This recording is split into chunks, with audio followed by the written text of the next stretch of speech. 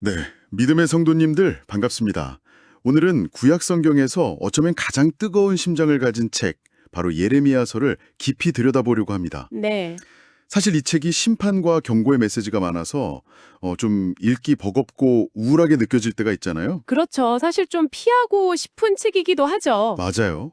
하지만 그 칠흑 같은 어둠 속에서도 분명히 빛나는 한 줄기 빛, 바로 그 희망의 메시지가 있거든요. 네. 오늘 그 실체를 함께 파헤쳐 보겠습니다. 정말 좋은 시작인 것 같습니다. 예레미야서가 흔히 눈물의 선지서라고 불리지만 저는 오히려 절망의 한복판에서 피어나는 진짜 희망에 관한 책이라고 부르고 싶더라고요. 아, 절망 속의 진짜 희망이요? 네. 하나님께서 예레미야에게 주신 첫 사명이 뽑고 파괴하며 다시 건설하고 심어라 라는 말씀이었거든요. 예레미야 1장 10절 말씀이죠. 맞습니다. 오늘 우리의 대화가 바로 그 순서를 따라가는 여정이 될 것 같습니다. 먼저 무엇이 뽑히고 파괴되어야 했는지, 그리고 그 폐와 위에서 하나님은 무엇을 다시 건설하고 심으려 하셨는지 말이죠. 좋습니다. 그럼 먼저 시대적 배경부터 짚어봐야겠네요. 예레미야는 도대체 어떤 사람이었고 또 어떤 상황 속으로 부름을 받은 건가요? 한마디로 말하면 남유다 왕국이 역사 속으로 사라지기 바로 직전이었어요. 마지막 다선 왕이 통치하던 정말 절체절명의 시기였죠. 나라가 망하기 직전이라니 상상만 해도 정말 암울하네요. 네. 게다가 당시 국제 정세는 저물어가는 제국 이집트하고 떠오르는 신흥 강대국 바빌론이 팽팽하게 맞서고 있었거든요. 아, 그 사이에 유다가 끼어 있었던 거군요. 바로 그겁니다. 그러니까 이게 단순히 영적으로 타락했다. 이 차원을 넘어서서요. 생존 자체가 위협받는 지정학적 위기 속에 있었던 거죠. 와, 그렇다면 예레미야가 전한 메시지가 더 위험하게 들렸겠어요. 맞습니다. 당시 유다 지도층은 이집트에 붙을 거냐, 바빌론에 항복할 거냐를 두고 정말 극심한 내분에 휩싸여 있었어요. 그런데 예레미야는 뭐라고 했나요? 바빌론에 항복하라고 했습니다. 하나님의 뜻이라고요. 세상에. 그건 뭐 당시 친이집트파가 득세하던 상황에서는 거의 매국노로 들릴 수밖에 없는 발언 아니었을까요? 정확합니다. 그래서 예레미야가 그냥 종교적인 이유로만 미움받은 게 아니에요. 국가 반역죄로 몰릴 수도 있는 정말 위험천만한 상황이었습니다. 와, 제사장 가문 출신이었으니 기득권 편에 설 수도 있었을 텐데요. 그랬죠. 하지만 하나님은 그래 모태에서부터 너를 열방의 선지자로 세웠다고 부르셨어요. 한 국가의 운명을 넘어서는 소명이었던 거죠. 물론 본인은 나는 아이라 말할 줄 모릅니다 하면서 거부하기도 했지만요. 네, 주저했지만 하나님은 그의 입에 직접 말씀을 넣어주시면서 그를 언약의 검사로 세우셨습니다. 언약의 검사요. 그 표현이 참 인상적이네요. 그렇다면 그 검사가 기소한 백성들의 핵심 죄목은 뭐였나요? 바로 그 지점이 예레미야서의 핵심을 꿰뚫는 부분입니다.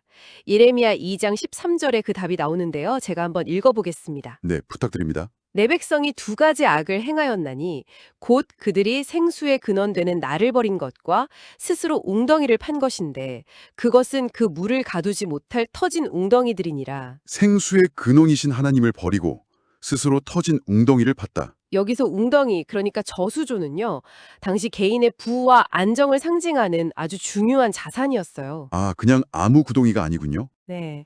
모두가 마시는 샘물, 즉 하나님이라는 공적인 은혜의 공급원을 버리고 나만의 힘으로, 나만의 노력으로 안정과 만족을 얻으려는 시도를 상징하는 거죠. 그런데 문제는 그게 터진 웅덩이라는 거고요. 맞습니다. 아무리 애써 물을 채워도 결국 다 새어나가고 공허한 갈증만 남는다는 정말 날카로운 비유입니다. 듣고 보니 이게 오늘을 사는 저희 모습과도 너무 닮아 있네요. 성공이나 커리어 같은 나만의 웅덩이를 파서 행복을 채우려고 하지만 결국 채워지지 않는 갈증을 느끼는 모습이요. 그렇습니다. 그리고 이 터진 웅덩이 신앙의 결정판이 바로 당시의 성전 신앙이었어요. 아, 성전신앙이요? 네. 예레미야가 성전 부문 앞에 서서 이렇게 외쳤거든요. 이것이 여호와의 성전이라 여호와의 성전이라 하는 거짓말을 믿지 말라. 와, 이건 정말 종교 지도자들을 전부 적으로 돌리는 발언인데요. 그렇죠. 삶의 순종은 없으면서 웅장한 성전 건물과 제사 의식에 참여하는 것만으로 구원을 보장받았다고 착각하는 것. 그건 역시 그들이 스스로 판 가장 크고 화려하지만 가장 치명적으로 터져버린 웅덩이였던 겁니다. 모든 것을 다 뽑아내고 파괴하는 정말 절망적인 메시지네요. 그런데 여기서 궁금한 게 생깁니다. 이렇게 절망을 선포하던 예레미야가 어떻게 그 폐허 속에서 희망을 일하게 할 수 있었을까요? 바로 그 새 언약 말입니다. 아, 정말 중요한 질문입니다. 그 전환점은요, 예레미야가 가장 깊은 절망의 나락에 떨어졌을 때, 바로 감옥에 갇혔을 때 찾아옵니다. 모든 것이 끝났다고 생각되는 바로 그 순간에요. 네, 바로 그때 하나님께서 가장 위대한 약속을 주시죠. 예레미야 31장 31절 말씀입니다. 여호와의 말씀이니라. 보라, 날이 이르리니 내가 이스라엘 집과 유다 집에 새 언약을 맺으리라. 새 언약이라고 하는 걸 보면 당연히 옛 언약이 있었을 텐데 둘의 결정적인 차이가 뭔가요? 옛 언약은 시내 산에서 모세를 통해 주신 율법이죠. 깨지기 쉬운 돌판에 새겨졌습니다. 아, 돌판이요? 네. 근데 문제는 율법 자체가 아니라 그걸 지킬 능력이 없는 인간의 완악한 마음이었어요. 그래서 계속 실패하고 깨질 수밖에 없었죠. 그러니까 외부에서 주어진 법으로는 내면의 인간을 바꿀 수 없다는 한계를 보여준 거군요. 정확합니다. 그래서 새 언약은 혁명적이에요. 하나님께서 내가 나의 법을 그들의 속에 두며 그들의 마음에 기록하겠다고 말씀하시거든요. 돌판이 아니라 마음판이에요. 네. 더 이상 외부의 돌판이 아니라 우리 마음판에 직접 하나님의 법을 새겨 넣어 주시겠다는 겁니다. 이건 하나님의 일방적인 은혜의 선언이에요. 인간의 순종 여부에 따라 깨질 수 있는 계약이 아니라 하나님께서 직접 우리 속사람을 변화시켜 그분의 백성으로 만드시겠다는 실패할 수 없는 사랑의 약속인 거죠. 와, 이건 그냥 법 조항을 업데이트하는 수준이 아니라 운영체제 자체를 바꿔주는 거네요. 완벽한 비유입니다. 외부 하드웨어, 즉 돌판에 의존하던 시스템에서 아예 내장 소프트웨어, 즉 마음에 새로 설치해 주시는 거죠. 그리고 이 놀라운 약속이 수백 년의 시간을 건너서 네, 한 허름한 다락방에서 그 정점을 맞이하게 됩니다. 바로 예수님의 최후의 만찬이군요. 그렇습니다. 예수님께서 제자들에게 잔을 건네주시면서 말씀하시죠. 누가복음 22장 20절입니다. 이 잔은 내 피로 세우는 새 언약이니 곧 너희를 위하여 붓는 것이라. 아, 예레미야가 눈물로 예언했던 바로 그 마음에 새기는 언약이 당신의 피로써 성취되었음을 선포하신 겁니다. 정말 예레미야서뿐만 아니라 예레미야라는 선지자 한 사람의 삶 자체가 예수님을 미리 보여주는 그림자 같다는 생각이 드네요. 맞습니다. 두 분의 삶을 나란히 놓고 보면 정말 소름이 돋을 정도예요. 동족에게 배척당하고 억울하게 매맞고 감옥에 갇히면서도 끝까지 그들을 위해 눈물을 흘렸던 모습은 예수님의 생애와 정확히 겹쳐지거든요. 예루살렘을 보며 우셨던 모습들이요. 네. 두 분의 탄식을 한번 비교해서 들어보세요. 먼저 예레미야 9장 1절입니다. 어찌하면 내 머리는 물이 되고 내 눈은 눈물 근원이 될고 죽임당한 딸 내 백성을 위하여 주야로 울리로다. 그리고 신약에서 예수님은 누가복음 19장 41절이죠. 각다이 오사 성을 보시고 우시며 멸망을 향해 달려가는 자기 백성을 끌어안고 우는 그 애통하는 마음이 시대를 초월해서 똑같이 느껴지지 않습니까? 정말 가슴이 저미네요. 성전에 대한 관점도 연결된다고 하셨죠. 네, 아주 중요한 연결점입니다. 예레미야는 사람들이 건물 성전을 우상처럼 의지하는 걸 비판했잖아요. 그렇죠. 거짓말을 믿지 말라고 외쳤죠. 그리고 예수님은 한 걸음 더 나아가십니다. 요한복음 2장 19절에서 너희가 이 성전을 헐라 내가 사흘 동안에 일으키리라고 말씀하시죠. 아, 성전된 자기 육체를 가리켜 하신 말씀. 바로 그겁니다. 이제 구원의 중심이 예루살렘의 한 건물이 아니라 십자가에서 죽으시고 부활하신 예수 그리스도 바로 그분 자신에게로 완전히 옮겨졌음을 선포하신 사건입니다. 좋습니다. 심판의 경고에서 새 언약의 약속, 그리고 예수님을 통한 성취까지 큰 그림이 그려지네요. 그렇다면 이제 이 모든 이야기가 오늘을 살아가는 우리에게 어떤 의미가 있을지 구체적인 적용점으로 넘어가 보죠. 네, 세 가지로 정리해 볼 수 있겠습니다. 첫째는 내 삶에 터진 웅덩이가 무엇인지 정직하게 점검하는 것입니다. 나만의 웅덩이요. 네.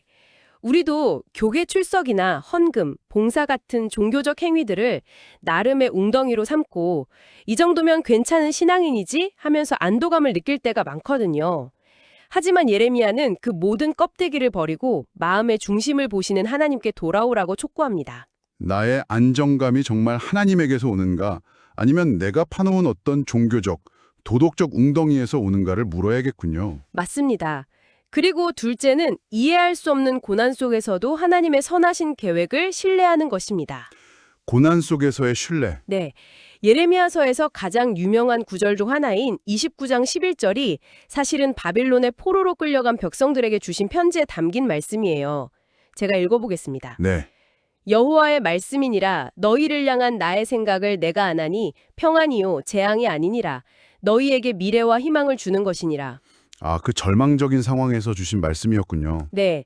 지금 당장은 모든 것이 뽑히고 파괴되는 재앙처럼 보여도 그 과정 자체가 미래와 희망을 주시기 위한 하나님의 큰 그림의 일부라는 믿음을 가지라는 겁니다. 그 말씀은 정말 상황을 완전히 재해석하게 만드는 힘이 있네요. 마지막 세 번째 적용점은 무엇인가요? 셋째는 어떤 상황에서도 기도의 끈을 놓지 않는 것입니다. 예레미야서 33장 3절 아마 많은 분들이 암송하실 텐데요. 네, 너는 내게 부르짖으라. 맞습니다. 너는 내게 부르짖으라. 내가 내게 응답하겠고 네가 알지 못하는 크고 은밀한 일을 내게 보이리라. 근데 이 말씀이 선포된 장소가 바로 예레미야가 감옥에 갇혀 있을 때였습니다. 아, 거기도 감옥이었군요. 네, 가장 무력하고 아무것도 할 수 없는 상황이야말로 인간의 계획이 아닌 하나님의 크고 은밀한 일을 볼 수 있는 최적의 장소라는 역설을 보여주는 거죠. 기도가 현실의 벽나무에 있는 하나님의 계획을 보는 유일한 창이라는 말씀이시네요. 그렇습니다. 와, 심판의 경고로 시작해서 새 언약의 성취, 그리고 오늘 우리 삶의 구체적인 적용까지 정말 깊이 파고들어 본 시간이었습니다. 네, 예레미야서의 마지막 장을 보면요. 그 수많은 심판의 예언들이 어떻게 역사적 사실로 이루어졌는지를 정말 냉정하게 기록하며 끝이 나거든요. 아, 예언의 성실을 확인시켜주는 거군요. 네, 심판의 예언이 성취되었다면 희망과 회복의 예언 또한 반드시 성취된다는 강력한 메시지를 주는 거죠. 그래서 완전한 절망으로 끝나지 않는 거군요. 맞습니다. 그래서 책의 가장 마지막 구절은요. 바빌론에 끌려갔던 유다의 마지막 왕 여호야긴이 풀려나서 왕이 식탁에서 함께 식사하는 아주 작고 이상한 희망의 장면을 보여주면서 끝납니다. 거대한 해피엔딩이 아니라 아주 작은 불씨 같은 희망이요? 네, 모든 것이 끝난 것 같은 칠흑 같은 어둠 속에서도 하나님은 다윗의 등불을 완전히 끄지 않으셨다는 희망의 불씨를 남겨두신 겁니다. 그리고 그 불씨를 통해 장차 만왕의 왕이신 예수 그리스도가 오실 길을 예비하신 것이죠. 마지막으로 이 모든 대화를 마무리하면서 믿음의 성도님들이 계속 생각해 볼 만한 질문을 하나 던져주시죠. 네, 이 질문을 드리고 싶습니다.